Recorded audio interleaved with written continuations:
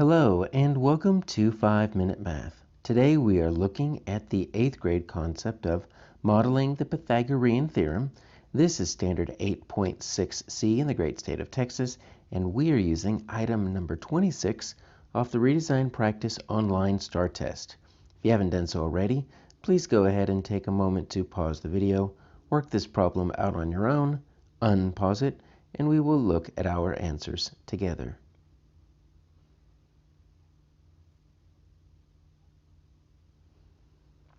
All right, so when you see a triangle, and it is a right triangle, you should be thinking of the Pythagorean Theorem in the 8th grade. So we've got that down here under additional information on your reference material. It says a squared plus b squared equals c squared. Now, unfortunately, we've got x, y, and z, but we can go ahead and at least label these as our a squared, b squared, and c squared. Doesn't really matter which side is a, which side is b. The only thing is you want your hypotenuse, which is the side directly across from your right angle. That's always the c.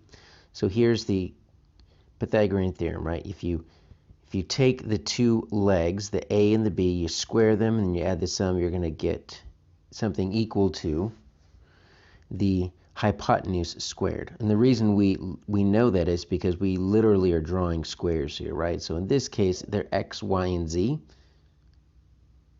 But we are saying that if you take these square areas here and add them up, you will always find that they add up to each other. This square plus this square always equals this square right here, no matter the size of the right triangle. That is the Pythagorean theorem. So we just take the square root of that to find just the individual side lengths. So we need to figure out now which measurement in units show the sides of the squares that is a right triangle. So square 1 is x, right? So that's the only kind of trick here. So that x, that's across from the hypotenuse, right? Right here, which means this is my c squared, okay? So c squared equals, and then we'll just call this a squared plus b squared. All right, so the c squared is always going to be, or the c is always going to be the longest length. So we just need to kind of keep that in mind. So now we're just testing. We're just going to square these, add them, see what we get here. Okay? So let's check a here. So I've got 10 squared equals 6 squared plus 8 squared. That's what we're dealing with. Okay? So that's going to be 100, right, equals 36 plus 64. Does 36 plus 64 equal 100? Actually, yes, it does. All right, so A looks like it works. Let's keep going, just to make sure that nothing else is correct. So my x for B, that's going to be 4 squared equals 2 squared plus 3 squared. So 4 squared is going to be 16 equals 2 squared is 4 plus 3 squared is 9. Oh, look at that. 16 is equal to 13. No. All right, so no on B.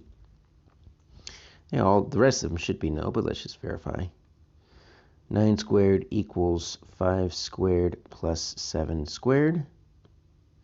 So that's going to be 81 equals 25 plus 49. And so it's going to tell us that 81 is equal to 74. That's a no. All right, let's check this last one.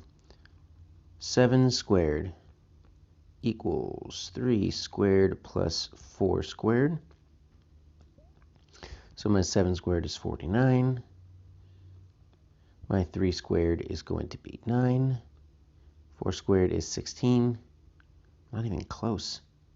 So that's not even going to be, so these triangles, B, C, and D, they can't even exist. So we have these side lengths here, but they can't exist as right triangles. Doesn't mean you can't necessarily have them exist as other triangles, but the only one that exists as a right triangle is A.